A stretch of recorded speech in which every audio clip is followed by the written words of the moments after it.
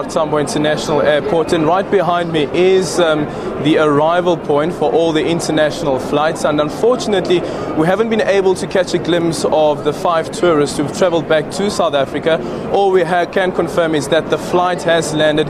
It landed around about 4:15 earlier in this afternoon, and we're yet to catch a glimpse of these tourists. But I guess it comes as no surprise that we weren't able to see them, because considering the email that we got yesterday from the Gift of the Givers indicating that the families have asked for some privacy, saying that they won't be granting any interviews to the media. So, Aldrin, we're not any closer to knowing exactly why they were arrested and detained in Mongolia.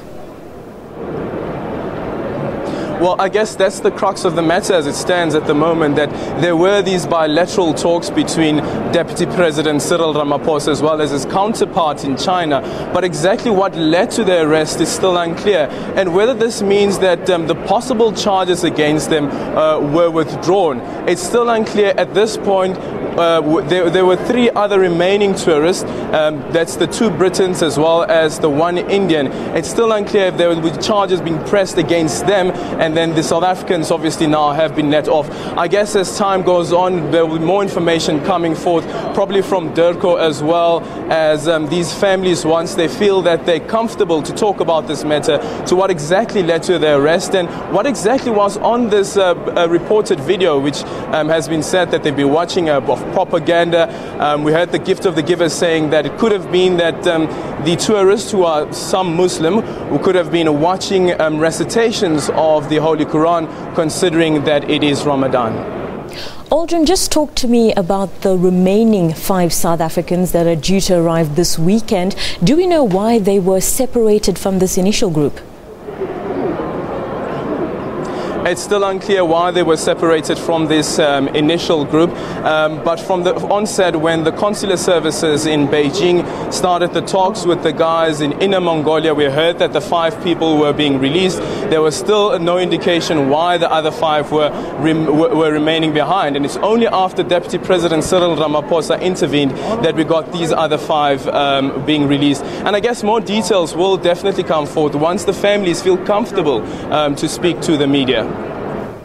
Are you getting any details around that diplomatic deal that was brokered and exactly what went down and perhaps what was agreed to?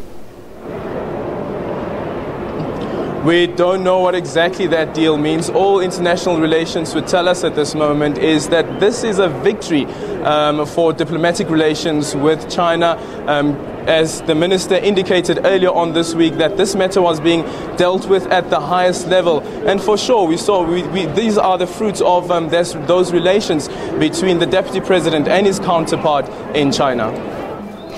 Aldrin, many are saying this appears to be a rather bizarre story. Are we any closer to knowing any further details about these 10 South Africans? It is a rather bizarre story, considering that some people were actually saying that there's this veil of secrecy around why they were actually arrested. There were some comparisons being drawn between what happened in Nigeria when the Synagogue Church of All Nations guest house collapsed. And remember, all that information that people were so desperately seeking, that information wasn't coming forth. And that's the same thing that some people have been saying this time around. And I guess only time will tell what exactly happened in Mongolia and why these tourists were arrested.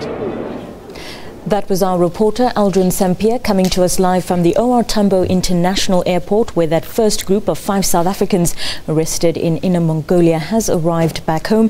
Details around the arrest still remain rather sketchy.